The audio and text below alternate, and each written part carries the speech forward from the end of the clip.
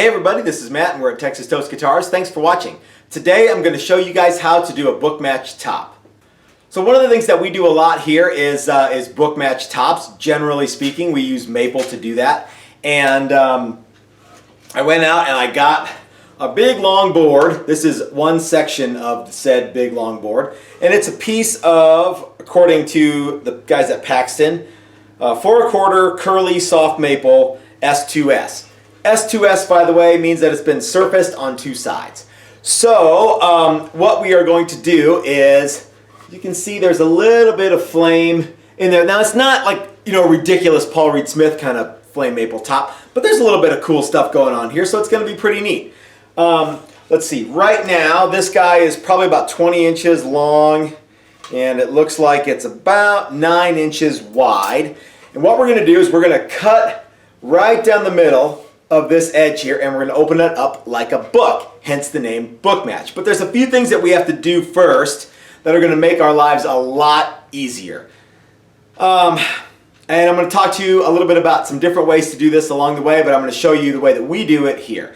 So the first thing that we're going to do is we are going to establish what guitar is going to go on this wood, because what I want to do is I want to cut away as much lumber as I possibly can, so when I'm resawing, that's what that means. That's what that, when you cut down the edge here, they call that resawing.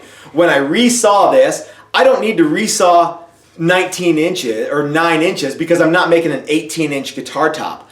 So this is actually going to go on a Stratocaster style guitar. Can I say Stratocaster anymore?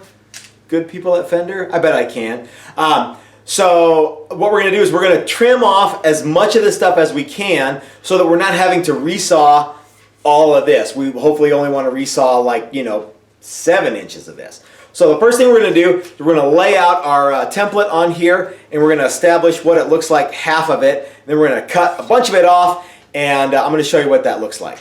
Alright, so I've drawn half of my guitar on here, and as you can see, we've got quite a bit of material that doesn't need to be there for the resawing process. So, for example, we could come in and we could cut off all of this material right here because we aren't going to be using it. So why resaw it? So let's go ahead and do that now. Now, we're going to leave it a little bit long because I'm going to show you why here in just a second. So what we really need for this project is about 6 3/4 of an inch. I'm going to go ahead and make it 7 because, then I have a little bit of wiggle room. And I still have to cut it in half and run it through the joiner, not necessarily in that order, and glue it together. So we're going to go ahead and cut this at 7, maybe 7 1/8, something like that. So we'll do that. We're going to fire up the bandsaw.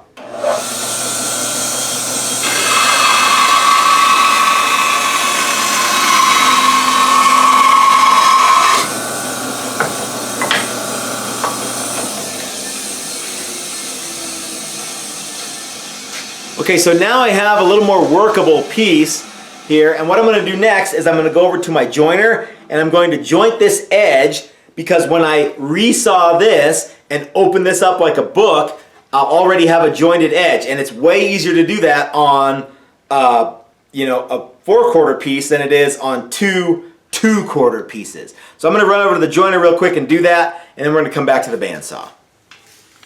Okay, so I have run my modified piece. There's what the template looks like. Now, we've cut some of this off the bottom here, so our center line is not exactly right, but you can see we still have quite a bit here. So when we go ahead and resaw this, we'll be able to open this up like a book and join them together, and it'll be good to go. Now, I have drawn a little line right in the center of my piece of wood, and I'm going to cut that line on the bandsaw. So first thing we're going to do is we are going to adjust the blade guard on our bandsaw and adjust our fence to be spot on, and we'll go ahead and cut it. Alright, I've had a lot of people lately go on to YouTube videos and tell me about all the safety stuff that I'm doing wrong. So, before we go any further, I want to say, if you're watching these videos and you're looking to me for safety advice, or if you're thinking that this is the way you ought to do it, you probably shouldn't, because I don't do all the stuff that you ought to do. But when it comes to resawing maple on your bandsaw, I would recommend one of these blocks and a push stick And of course, you need some sort of safety glasses, would be a good idea. You can also wear a dust mask, you can also wear hearing protection, you can also wear a face shield, you can also wear steel-toed boots. I don't care.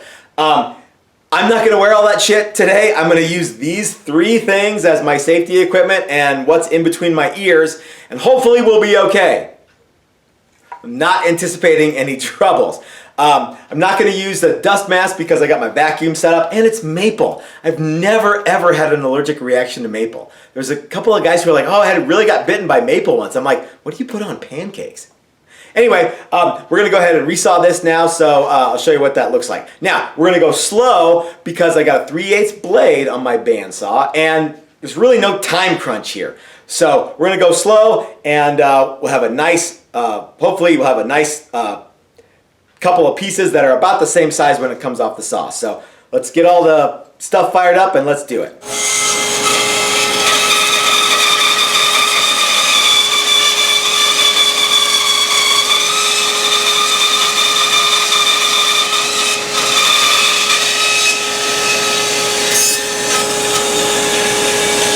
Okay, that actually went pretty well. So I like to use this block and press directly opposite of my fence, so that my piece stays against the fence as well as it can. The other thing is I like to make sure this is behind the cut as much as I can. That way I'm not pushing the piece that I've already cut against the blade. You see what I'm saying? I also like to use my big fat belly to shove the piece in as much as I can because I know that no matter what happens, I'm never going to shove my belly into the blade. When I get to the point where, oh, here's another thing. If I ever push the piece through with my hand, I always like to make sure that if something accidentally moves really fast, my hand hits the fence or it hits the table or something like that, rather than shoves itself into the blade. When I get to the point where I can't do that anymore, then we go to the push stick, and you can use your big fat belly to push the push stick and then push the piece. When you're getting about to the end, I always like to go real slow because you never know. Sometimes when you're cutting material, even if it's like really homogeneous, you could hit a void or something, and all of a sudden, boom, it like plows through that last little section. So when you're going to that last like ½ inch, go really slow. All right, so what does it look like once it's all done? Well, here is our board, and we open it up like a book, hence the name. And that is what it looks like. So the next thing we're going to do is we are going to get both of these pieces. You know, we tried to get them both exactly the same, and we came pretty close. But as you can see, one is a little thicker than the other. It's not too bad. So what we're going to do is we're going to go over to the thickness sander, and we're going to get these both the same size before we glue them up. And then we are going to glue them up. And oh, you know what we ought to do first, though? We ought to mark which way the board was before we sand it. And the way that I'm going to do that, is I'm going to take my pencil and I'm going to put a mark on the edge here. Some arrows, showing you here in a second. So I want to do something like that, so I know which is the open book part. Okay, let's go over to the thickness sander. Okay, before we start using the thickness sander, I want to touch on a couple of things.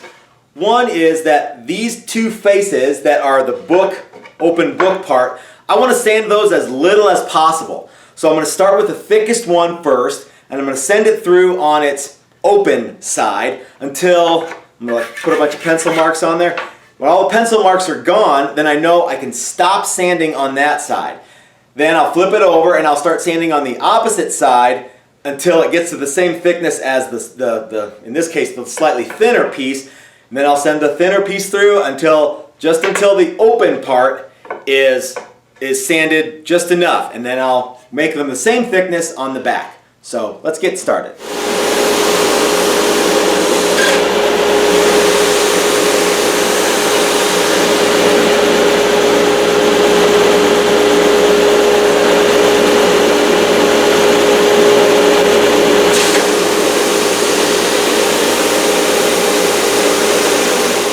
Alright, so here is our book match top right out of the thickness sander. Now, I wrote OK on these sides so I would know that I don't need to thickness sand those sides anymore.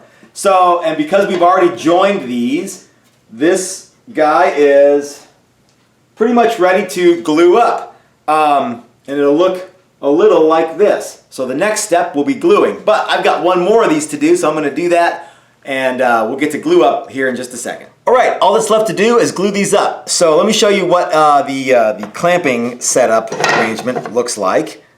And we're going to go to first person mode. Alright, so here we have a couple of these pipe clamps, and we have our board to be glued. Let's go ahead and I like to go ahead and dry fit this to make sure I don't have any surprises when I actually glue it together. And I already did that. It looks pretty good. So, well, you know what? We're all here. We got the glue. Let's just do this. Let me see if I can get a decent camera angle. So the first thing we want to do is we want to put some glue on one side here. And if you are really, really good like I am, let's go right down the old center there. There's a lot of hours of playing Operation. Get it ready to go. Now, one thing that I like to do is I like to clamp the board to itself on the edge.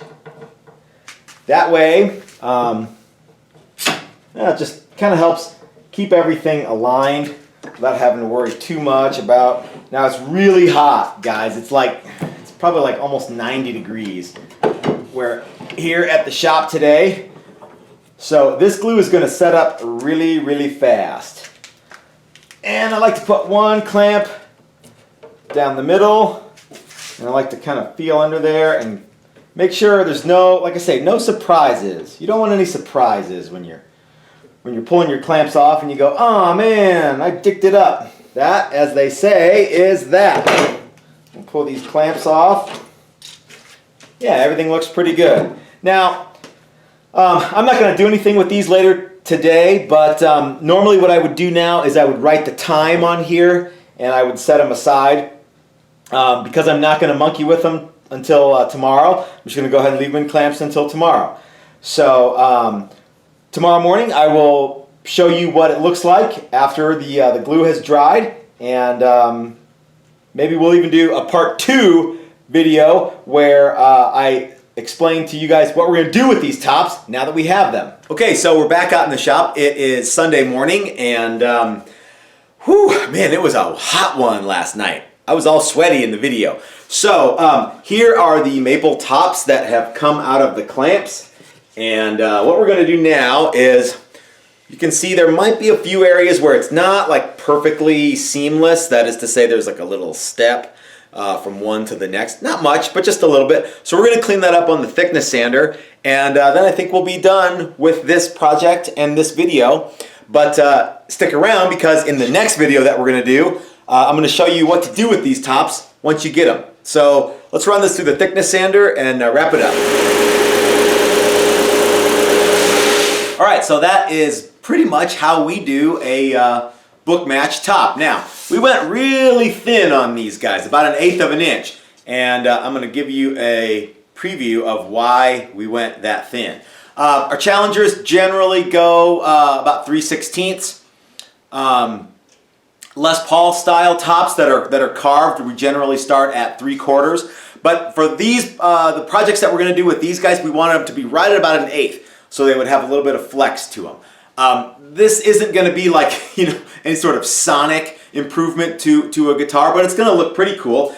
These aren't, ridiculously heavily flamed things, but there's a little bit of figure going on. So if you have any questions about what we did, go ahead and leave them in the comment section below. If you like the video, give us the thumbs up, and if you appreciate content like this, you might want to subscribe and hit the bell and go over to our Patreon page and see what's happening over there and consider becoming a member. If you can't do that, we totally get it. Feel free though to share this video every single place you can. That really helps us out a bunch. So this is Matt at Texas Toast, reminding you that if you're so smart, build it yourself. That's what I do. Thanks for watching, everybody.